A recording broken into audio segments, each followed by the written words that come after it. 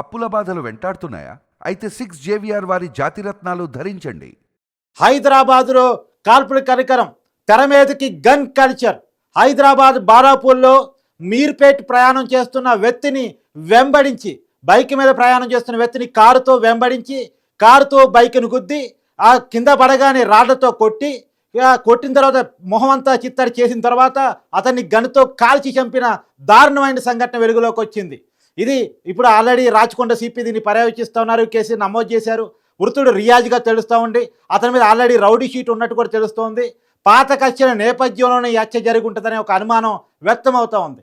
కానీ జరిగిన సంఘటన మాత్రం ఆ నియర్ బై బాలాపూర్ ఏరియాలో పెద్ద భయానక వాతావరణాన్ని క్రియేట్ చేసిందని చెప్పాలి. ఎందుకంటే అత్యంత దారుణంగా కారుతో వెంబడించి బైక్ని గుద్ది అతని కింద పడ్డ తర్వాత రాళ్లతో మోది మోది మోది మొహాన్ని తలకాయని చిత్తడి చేసిన తర్వాత మరొకసారి గన్తో కాల్చి చంపినట్టు, అత్యంత అవానీయంగా చంపినట్టు మనకు అందుతున్నటువంటి సమాచారం. రాచకొండ సిపి కూడా దీని మీద స్పందించారు. పోలీసు స్పందించిన తీరును కూడా మనం బయట విజువల్స్లో చూడొచ్చు. వస్తున్నారు ఆయన కంచన్బాగ్ దగ్గర, ఆయన ఫ్రూట్ మర్చెంట్ కాజా రియాజుద్దీన్. అతను ఇంతకుముందు కూడా చాలా కేసెస్లో ఇన్వాల్వ్ ఉన్నాడు. ఒక ఇక్కడ బాలాపూర్ లిమిట్స్లో ఉన్నాయి అని ఒక కేసు, దాని తర్వాత హైదరాబాద్ సిటీలో కూడా కొన్ని కేసెస్ ఉన్నాయి, రౌడీ షీట్ కూడా ఉంది. బట్ ఆయన ఇక్కడ మీర్పేట్లో ఉంటాడు. వస్తున్న తరుణంలో ఇదే సీన్ ఆఫ్ అఫెన్స్ ఇట్టే ఒక బైక్ పైన వస్తున్నప్పుడు కార్లో వచ్చి అతన్ని హిట్ చేసి దెన్ ఫీల్డింగ్ ఇన్వెస్టిగేటింగ్ ఇష్యూ. అతని ఎనిమోసిటీ ఎవరెవరితో ఉంది, ప్రీవియస్ ఎనిమోసిటీ ఏముంది, ఈరోజు ఆయన చేసినటువంటి మూమెంట్స్ మీద మాకు స్పెసిఫిక్ ఇన్ఫర్మేషన్ ఉంది.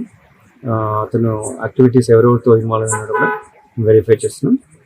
మాకు సర్టెన్ క్లూస్ ఉన్నాయి, గెట్ దట్ క్లూస్ ఉంది.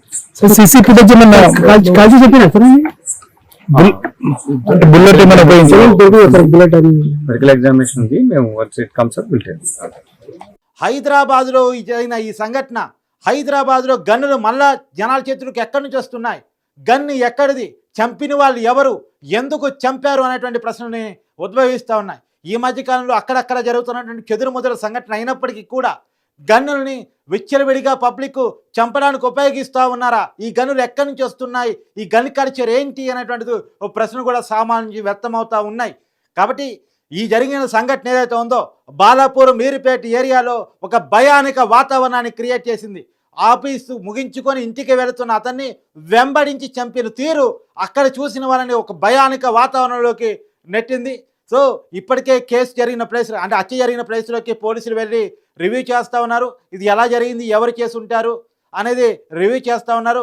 సాక్షాత్తు రాచకొండ సిపి సుధీర్ బాబు కూడా డైరెక్ట్గా రంగంలో దిగి కేసుని పర్యవేక్షిస్తూ ఉన్నారు.